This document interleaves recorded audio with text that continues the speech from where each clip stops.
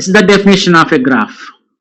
A graph is nothing but, as in trees, it also consists of a tree consists of a vertex set and a edge set. Similarly, a graph also consists of two sets. One is called as vertex set, which we represent it as V of G, where G is nothing but the graph G. Right, and it is also has a edge set which is represented as E of G. Right, and one more important point you have to remember here is the vertex set. The vertex set is non-empty. Therefore, in order to represent a graph, there should at least one vertex. One vertex should be there to represent it as a graph, to identify it as a graph. But there may be possible empty set of edges also. Right? That means you may not have edges. You may not have edges, but you should have at least one vertex to represent it as a graph. In general, we represent a graph as this notation, with this notation, that is G of V comma E, where V is the vertex set and E is the edge set. Right? So we have two types of graphs. One is undirected graph and another one is directed graph. This is the major classification, and we have more types of graphs, and the graphs theory itself is a very vast syllabus and very vast and in-depth knowledge of graphs is there, which is not important from our GATE point of view. We will be discussing only the basics, right? We will be discussing only what information is required from the GATE point of view. That will be discussed, and that's why we concentrate on only the syllabus of GATE, right? And here I have discussed that we have two types of graphs. One is the undirected graph and the directed graph. The classification of these graphs is given based on the edges. Right, we have two types of edges. One is the undirected edge and another one is the directed edge. Undirected edge can be represented with a unordered set. An edge is nothing but, for example, we have a vertex A and vertex B. These two are connected with this edge. This is called as an edge, right? So it is not ordered. Therefore, you can say that it is an edge from A to B, or it can be said as it is an edge from B to A. This is called as undirected edge.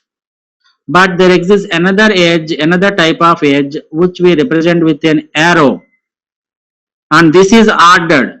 Therefore, we have an edge from A to B, but B to A we don't have edge. Therefore, we represent with a rectangle box, like it's not rectangle, it's an angular bracket, right? We represent with a angular bracket. This is ordered. Therefore, we have an edge from A to B, but B to A is not possible, right? That's what he is discussing. An undirected graph is one in which the pair of vertices in an edge. An edge is always a pair of vertices. For example, V0 comma V1. That means we have two vertices V0 and V1, and we have an edge like this.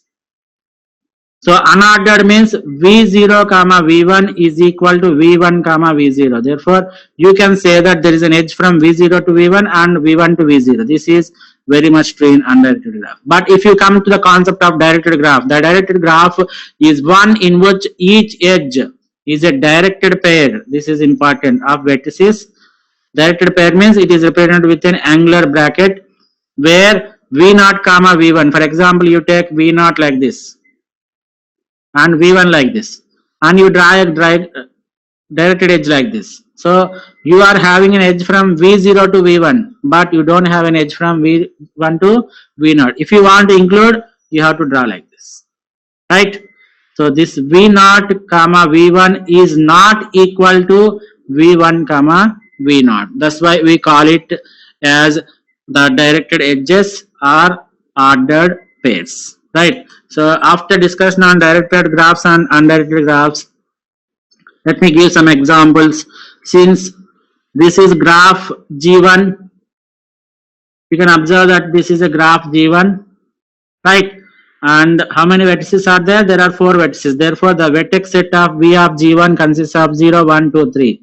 Very simple. And the edge set of G1 means you have to calculate all these edges, right? So from 0 to 1 we have one edge. You can observe that it is an undirected graph. Why? Because the edges are not directed, right? So 0 comma 1 is 1 edge, 0 comma 2, 0 comma 3. Therefore we have 0 1, 0 2 and 0 3. Similarly 1 2 and 1 3. These are two edges. Why? Because why I'm not drawing 2 1? Why? Because 1 comma 2 is similar to 2 comma 1. There's no need to draw this, right? Similarly 1 comma 3 is equal to 3 comma 1. Therefore you represent only one thing, 1 comma 3. And finally we have this 2 comma, it's not this 2 comma 3. So we have 4 edges and we have 4 vertices and 6 edges in the graph G1. Similarly, if you take G2, here we have 6, it's not 6, 7 vertices and how many edges are there? 1, 2, 3, 4, 5, 6, right? 6 edges. So if you go and look at this particular example G2, this is a graph and you can observe that you have seen these type of diagrams in the trees also. Therefore, this is an example of tree also. Therefore, a graph can be a tree. A graph can be a tree, but the reverse cannot be true. That is, a tree cannot always be a graph, right? This is very important analogy. And the third graph, this is also an example of undirected graph only. And the third graph, G3, consists of 3 vertices, right? So vertex set of G3 consists of 0, 1, 2, which is nothing but 3 vertices. And the edges are only 3 edges. That is, we have 0 to 1 edge. And we have 1 to 0 and 1 to 2, right? 0, 1, 1, 0 and 1, 2. You can observe these angular brackets while representing the directed graphs. This is very important. So, and this formula is very, very important. This formula is very, very important. What do you mean by a complete graph? A complete graph, here we have represented with G1. G1 is a complete graph. We are saying that it is complete. Whenever we say complete, then you should remember the definition of a complete graph, which says that a graph is said to be a complete graph when every node is connected to every other node in the graph. That is, for example, if you take 0, 0 is connected to 1, 0 is connected to 2 and 0 is connected to 3. Therefore, it is satisfying the complete property, right? Similarly, if you go to vertex 1, 1 is having edge to 0, 1 is having edge to 2 and 1 is connected to 3. Therefore, it is also satisfying. Go to 2, 2 is connected to 0, 1 and 3. Therefore, it is satisfying. Similarly, 3 is connected to 0, 1 and 2. Therefore, it is called as a complete graph, right? So in a complete graph, there will be, if a graph is said to be a complete graph and if it consists of n edges, n vertices, not edges, then the number of edges is given by the formula n into n minus 1 by 2, right? This is a very simple formula where, for example, if you take 0, we have how many vertices? That is, if you take vertex 0,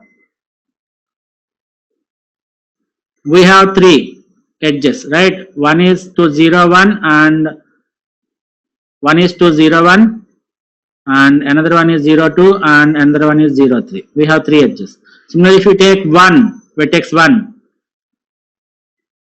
we have 1 to 2 and 1 to 3 only, right? We have 2. That is 1 to 2 and 1 to 3. We are not considering 1 to 0. Why we are not considering means it is already considered in case of this vertex 0. Similarly, you go for vertex 2.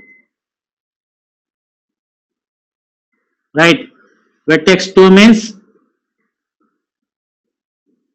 2 0 is already represented here. 2 1 is already represented in here. And we have only one thing, that is 2 3. That is one edge. Similarly, you go to vertex 3. Vertex 3 means 3 0 is already represented here and 3 1 in the second point and 3 2 in the third one. Therefore, we have 0. So, if we have n is equal to, if we have n is equal to 4, that is n number of vertices are 4, then number of edges are nothing but 4 into 4 minus 1, that is 3 by 2, that is 6, right? So the total number of edges are 6. It's not 6, right? So you can calculate, this is 1 and this is 2 and this is 3, 4 and this is 5th edge and this is 6th edge, right? So this formula can be obtained as, here we got 3 and this plus 2 plus 1 plus 0. This is for 4 vertex. Therefore, if we have n vertex, it is equal to n minus 1, right? Right? So the formula of arithmetic progression, which is n into, it's a direct formula, n into n minus 1 by.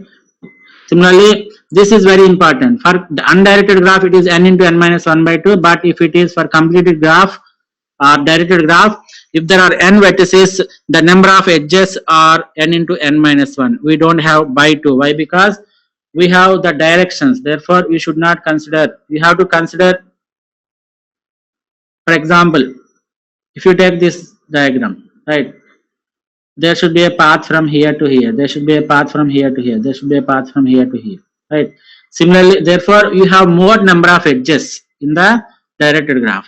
Here, the on-way and the return paths are represented with a single undirected graph. But here, you have to represent both the edges in the directed graph. Therefore, we have n into n minus 1 edges. So, this formula is very important, and what I am going to do is, you please make a note of this. If in a complete undirected graph, you should remember that it is a complete undirected graph, not a simple undirected graph. It should be complete. Complete means every node is connected to every other node in the graph. That's the meaning of complete graph, right? So in a complete undirected graph, if you have n vertices, the total number of edges will be n into n minus 1 by 2. And similarly, if it is a directed graph, if there are n vertices, the total number of edges will be n into n minus 1. Very important formula. Please make a note of these two formulas. And complete graph, just now we have discussed, we have a lot of discussion on this. A complete graph is a graph with maximum number of edges. And this formula also we have discussed. For undirected graph with n vertices, the maximum number of edges will be n into n minus 1 by 2. And for directed graph with n vertices, the maximum number of edges is n into n minus 1. This is what we have discussed in the previous slide. Now coming to the graph terminology, we know the meaning of undirected graph and directed graph, and this is what he is discussing. And we have some more terminology called as adjacent. So if V0 and V1 is an edge in an undirected graph, for example, you take an undirected graph like this, V1, V2 and V3, like V3. So there is a graph like this. Assume that there is a graph like this, right? So if you take a vertex like V0, V1, undirected graph, we say that V1 and V0 are adjacent to each other. Why? Because if there exists an edge between those vertices, we call those vertices as adjacent. Very simple, very it's a general English, right? If both the vertices are connected by an edge, then we call it both the vertices as adjacent to each other, right? And the edge V0, V1, here you can see that V0 is one edge and we have V1, undirected graph. Here we say that V0 is incident on the edge V0 and V1 is incident on vertices V0 and V1, right? Similarly, if you go for the directed graph, it is represented by an angular bracket V0, V1 is an edge in a directed graph. You take the same example. Now the terminology differs, right? V0 is adjacent to V1. V0 is adjacent to V1 and V1 is adjacent from. So here we call it as from and here we call it as to. So V0 is adjacent to V1 and V1 is adjacent from V0. That's what the difference you have to observe. It's not that much important, but you just have to have a basics. And the edge V0, V1 is incident on V0 and V1. This is very clear, right? So Now coming to next terminology, that is self edge. Self edge means this one. So one edge is present on a node which is where the incident and the destination node is same. That means the source node and the destination node is same. Therefore, this is called as a self edge. We also call it as a loop. Right? These are called as loops. Loops means an edge is incident on the same vertex. It starts from the one vertex and its end in the same vertex. That is called as a self edge or loop. Similarly, multi-graph. Multi-graph means multiple occurrences on the same edge. For example, you take this 2 as Kakinada and you take this 3 as Vishakhapatnam. So there may be different number of paths from these two vertices. That means there are different paths that connects between these 2 and 3, Kakinada and Vishakhapatnam. So whenever there exists multiple edges,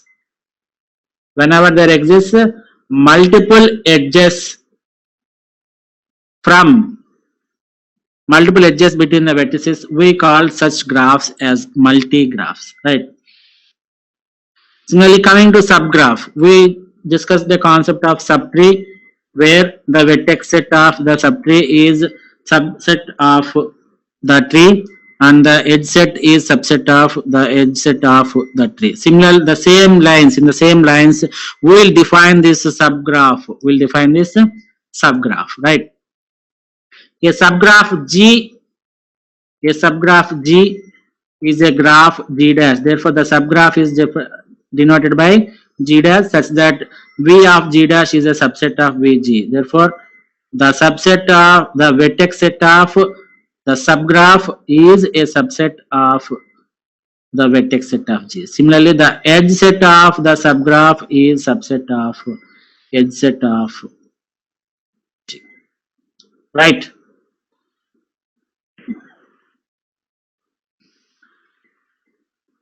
So that is the meaning of the subgraph. And coming to the examples of subgraphs, for the same graph G1 which we have discussed in the earlier slides, we have different types of subgraphs. For example, you take this single node 0. This is a subgraph of the given node G1. Similarly, you take 3 nodes 0, 1, 2. Vertex set of this G dash is 0, 1 and 2. And the edge set of this G dash is 0, 1 and 0, 2. So this is also a subset of E of G. Similarly, vertex set of G dash is also subset of P of G. Therefore, this is another subgraph. Similarly, 1, 2, 3, this is another subgraph, and this is another subgraph. So for a given graph, we can have any number of subgraphs. We can have many number of subgraphs. Similarly, if you take the G3, an example of directed graph which we have represented in the earlier slides, you can give the subgraphs like 0, 0, 1, 0, 1, 2. This is another subgraph, and this is another subgraph. Here you can observe that there is a break. There is no link between this 1 and 2. Even then also we treat the entire thing as graph only. Okay. So this is not connected graph. So we have gone through different types of graphs. That is, the first one is undirected graph, and the second one is directed graph, and the third one is complete graph, and the fourth one is connected graph. So if you take this example, this subgraph, this is connected. Why? Because there is only one edge, there is no connections. And similarly, if you take this graph or subgraph, we have 2 vertices and both the vertices are connected with a edge. Therefore, this is also a connected graph. Similarly, if you take this subgraph, we have 3 vertices 0, 1 and 2, and these vertices are connected with 2 edges. This is a connected graph. But in the last example, if you consider, it has 3 vertices, that is 0, 1 and 2. But we have only 2 edges, multiple edges from 0, 1, and there is no edge, or there is no edge either from 0 or 1 to connect to 2. Therefore, this is an unconnected graph. This is important. Connected means there exists a vertex to all the vertices, from any other vertex, but if there are no vertices, if there are no edges that connects to different vertices, then we call it as unconnected graphs. Right. So you can observe that there can be an unconnected graph also.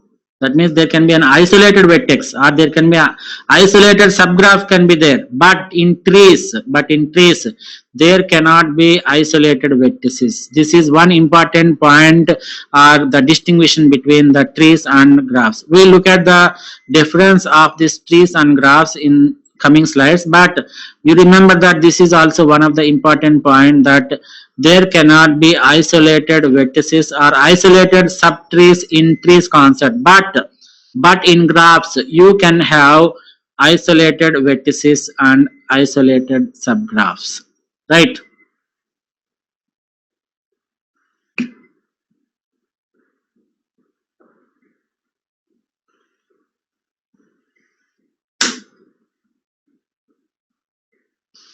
And coming to the next terminology, the simple path. Path means, it's a direct English terminology.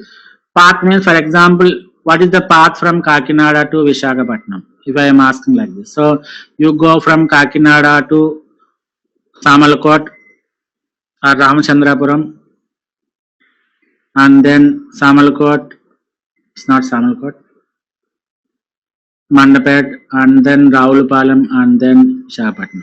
So Kakinada is one vertex, Raulapalam is another vertex, and Mandapeta another vertex, and this Raulapalam, and then finally Visakhapatnam, something like that, right? So these are the four vertices, and we have a path. So from Kakinada to Visakhapatnam is nothing but a combination of edges, right? An edge from Kakinada to Ramachandrapuram. This is one edge. And similarly, another edge. That means this is one edge, and the second edge is, it is from Raulapalam to Mandapeta, and the third edge is Mandapeta to Raulapalam, and the final edge is Raulapalam to Visakhapatnam, right? So whenever you say the path from Kakinada to Visakhapatnam, you say it is a combination of edge 1, edge 2, edge 3, and edge 4, right? So a simple path is a path in which all vertices except possibly the first and last are distinct. Therefore, here the first node is Kakinada and the last node is Kakinada. They are different, right? But it is nothing but a sequence of edges. Now coming to the second terminology, that is cycle. Cycle means, in the previous thing we have discussed a concept called as loop, right?